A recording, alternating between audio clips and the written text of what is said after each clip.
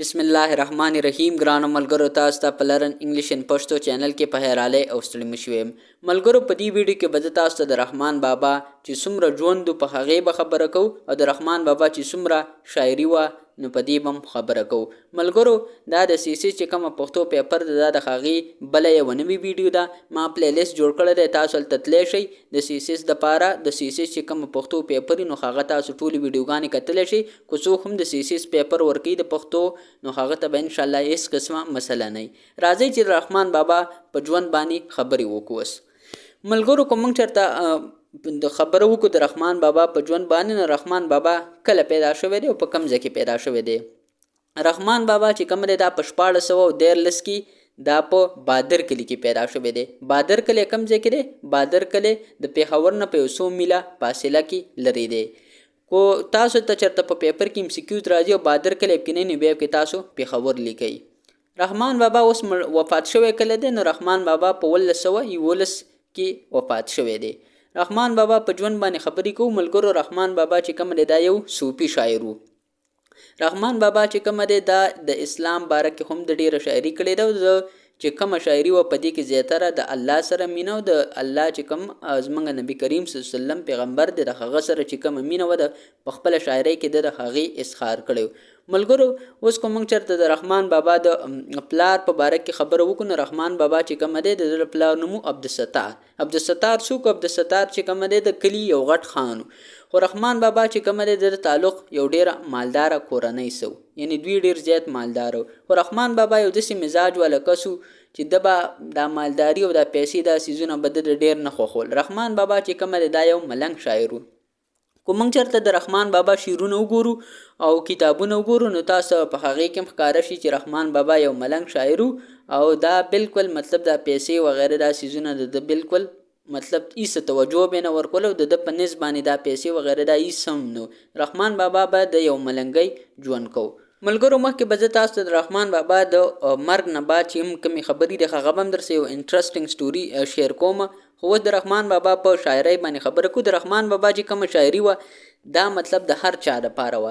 دا د ماشوم د پاره و، دا د بوډا د پاره و، دا د نارینو د پاره و، دا د هر چا د پاره و. د رحمان بابا چې کوم شاعري و دا مطلب د مولا د پاره و. د سکول کې په سکول کې بم خلکو مطلب د رحمان بابا شاعري او ویله اوریدله. په جمعات کې د رحمان بابا یو داسې شعرونه دي چې دا ته په هر ځای کې ویل شي. کو ته په جمعات کې مناسب د رحمان بابا شعرونه ویل شي. د دې آسان مثال موږ سره د مولانا بجلیګر دی رحمت الله علیه.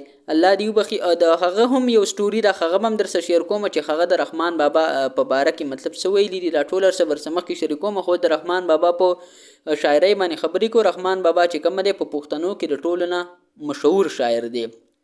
کوم ویډیو چې مخکې تاسو ته ما د سیسیز د پښتو چې کومه پیپرې په هغې کې ویلیو تاسو ته ما ویلو چې رحمان بابا چې کوم دی د ټولو نه زیات مشهور شاعر دی. خو د ټولو نه غټ شاعر خوشحال بابا دی. خو د ټولو نه په پښتو کې مشهور شاعر دی دا رحمان بابا دی. رحمان بابا چې د پښتو لپاره کم کار کړی دی دا ډیرو کمو شاعرانو کړی دی او د چې په پښتو کې څومره مقبولیت دی یعنی څومره مشهور دی دا بالکل بل شاعر نه دی مشهور. تاسو سره مختلفو شاعران تیر شوي دي د پښتو. هغه ټول د رحمان بابا ډیر صفاتونه کړي دي.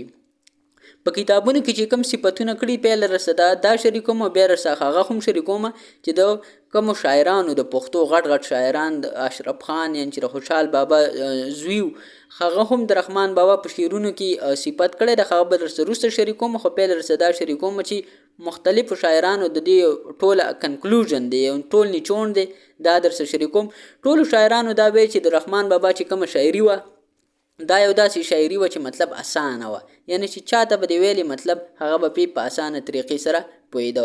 د رحمان بابا چې کوم شاعري و دا مطلب ډیره ساده او سلیس او روانه و، یعنی مطلب داسې شاعري و چې څه قسمه دغه به پکې نه. مطلب د رحمان بابا چې څومره شاعري ده تاسو ته ما مخکې په ویډیو کې ویلو چې د رحمان بابا چې زیاتره شاعري کومه د زموږ مشران په متلونو کې هم وسیادي. نو د رحمان بابا داسې شاعري و چې مطلب چاته هیڅ قسمه مشکل نه و.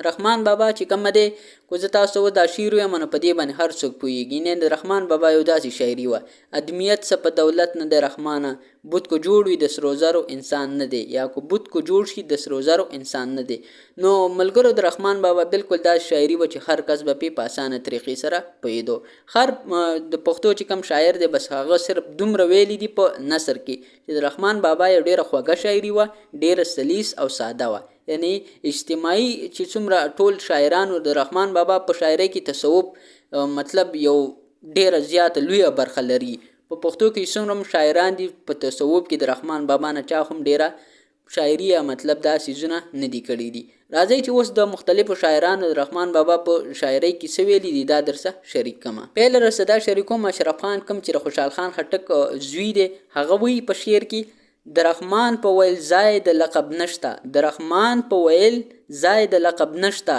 چې ما شعر منظور کړو معتبر دی یعنی دا وایي چې د رحمان بابا چې کوم شاعري ده یعنی کوم شعرونه دي د دې یو بل د دې پرنګ نور شعرونه نشته او چې ما د شعر منظور کو چې دا شعر ښه دی نو ته پیښه چې مطلب دا شعر ډیر غټ دی ډیر معتبر دی. عبدالله محزون وایي چې د رحمان له شعره بوی د معجزې د رحمان له شعره بوی د معجزې مرید زرکان دی لفیرا برابر داسې نور هم ډیر شاعران دي که زه تاسو ته دا شعر کوم نو بیا به ویډیو ډیره غټه شي. ملګرو اوس در څه خبره لږه شانته کوم د رحمان بابا چې کومه د واده څنګه چلو د هغه څومره بچي او هغه تعلیم کوم ځای کې کړی دا در څه اوس لږ شریکوم په لږ وخت کې او بیا د هغه چې کم د ټولو نه مشهوره شاعري وه بیا د بجلیګر ملا چې کومه قصه وه هغه هم در څه شریکوم.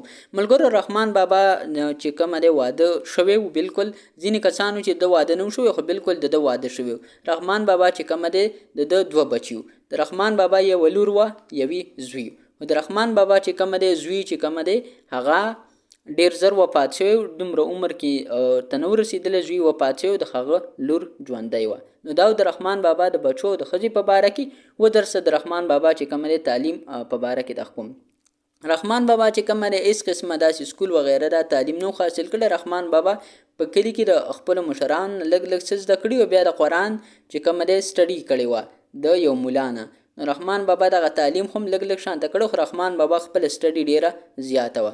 ملګرو که د رحمان بابا د ټولو نه مشهور کار موږ وګورو هغه دی د رحمان بابا چې کوم دیوان دی دیوان رحمان بابا هغه ډیر زیات مشهور دی په پښتو کې مطلب دغه رنګې دیوان چا هم نه دی لیکلی په پښتنو کې چې څومره پوخان دي هغوی چې رحمان بابا دا کوم دیوان دی دا بالکل په پښتو کې چا هم نه دی لیکلی نو د رحمان بابا د ټول نه غټ کار دغه دیوان لیکلو او په دې دیوان کې ډیر ډیپ نالج دی یعنی دا کو چېرته زموږ پښتانه غواړي چې مطلب موږ د پښتو په باره کې هر څه زده کړو یعنی پښتو نه موږ ځان خبر کړو نو هغه د دیوان رحمان بابا خامخا وګوري یعنی دا زه تاسو ته هسې هم ریکویسټ کوم که چېرته تاسو مطلب نالج کوم مطلب څه ضرورت هم ورته نه خو بیا هم کتل پکار دی ځکه چې موږ پښتانه یو موږ له دا دیوان رحمان بابا خامخا یو ځل پکار دی موږ څومره سټډي کوو هر څه ګورو راګورو خو د پښتو په باره کې چې خبره راشي نو موږ ته خپلو پښتو په باره کې هم پته نه نو دا د رحمان بابا چې کوم د ټولو نه غټ کار دا دیوان رحمان بابا دی. اوس که د رحمان بابا په شاعرۍ زه تاسو ته نوره خبره هم کوم د رحمان بابا چې کومه دی د نیم نه ډېر شعرونه دا ورک شوي دي یعنی دا مطلب چاپ شوي نه دي او دا هغه ټیم کې ورک شوي دي یعنی چا لیکلي نه دي او بس رحمان بابا چې کله وفات شو نو هغه څخه ټول شعرونه لاړ نو لیکلي نه دي شوي نو دا هم ستاسو د جنرال نالج دپاره دا دی چې د رحمان بابا د 200 شعرونه ورک شوي دي 100 شعر د رحمان بابا چې کومه دی دا اوس وخت کې موجود دی. د رحمان بابا د هر اړخ دپاره مطلب شاعري کړې وه کوم شي چې دی هغه رحمان بابا په خپله شاعرۍ کې د کړی دی د وجې نه هم که چېرته تاسو وګورئ د رحمان بابا شعرونه ملا هم وایي امیم وایي استاد یم وایي شاګرد یم وایي او په سکول کې یم وایي په جومات هر ځای کې چې مطلب وګورئ د رحمان بابا شعر ته وی هغه به بالکل ټیک ټاک پټ به راځي. ملګرو مولانا بجلیګر صاحب ویلي چې په بادر کلي کې موږ یو قبر خراب شوی موږ راکنستو نو په هغې کې خوا کې یو بل قبر چې د هغې هغه ګوټ کسانو ووهو په جبل باندې نو چې ویې وهو نو لاندې مړی پروت و چې کله مړی پروت نو زه ورکوشومه ول ما ته کسان ویل چې ته راوخېږه ول ما ورته چې تاسو هم راکوشئ چې کله ورته ما ویل چې تاسو هم راکوشئ نو هغه ویل چې ما زه به قبر ته لاس ورته نه کومه او که زه چېرته دې مړي رانیولم نو تاسو به مې ترې راښکاږئ هغه ویل چې بس ټیک ده ما کله قبر ته لاس ورته نه کو نو په یو کس پکې پروت چې هغه ږیره سپینه وه ښایسته غټ غټ یختي او سپین خته سپینه ګیره دوه پراته و بالکل ټیک ټاک پروت و. نو چې کله ما مطلب پلاس وخو نو ما ته پته ول چې دا خو رحمان بابا دی. ما پلاس وخو نو بالکل هغه روغ سلامت پروت و. نو بالکل هغه کې هیڅ قسمه فرق نه راغلی. 2.5 کاله چې یو کس په قبر کې روغ پروت نو دا خو به بالکل د الله تعالی یو ولی. رحمان بابا چې کوم دا صرف شاعر نو دا د الله تعالی یو نیک ولی هم. رحمان بابا چې کوم 2.5 کاله بعد یا 300 کاله بعد هم په قبر کې روغ جوړ پروت. نو څوک هم چې الله تعالی او د هغه رسول سمینه کوي هغه په دې دنیا باندې الله تعالی خصاتي او په هغه دنیا کې هم خصاتي. دا و د مولانا بلیګر چې کوم د خپل خپل قصه و دا مې هم درته وکړه. او بیا هم کو چرته تاسو په دې کې څه قسم مسلې نو ما ته په کمنټ سیکشن کې وایي شي.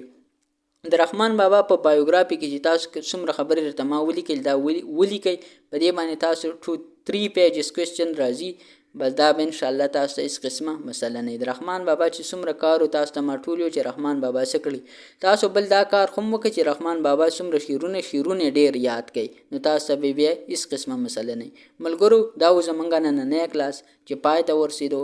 ان شاء الله تاسو سره په یو بل نوي کلاس کې ملاقات کیږي. تر هغه وخته پورې مال اجازه راکئ.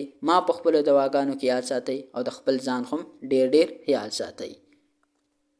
د الله په امان.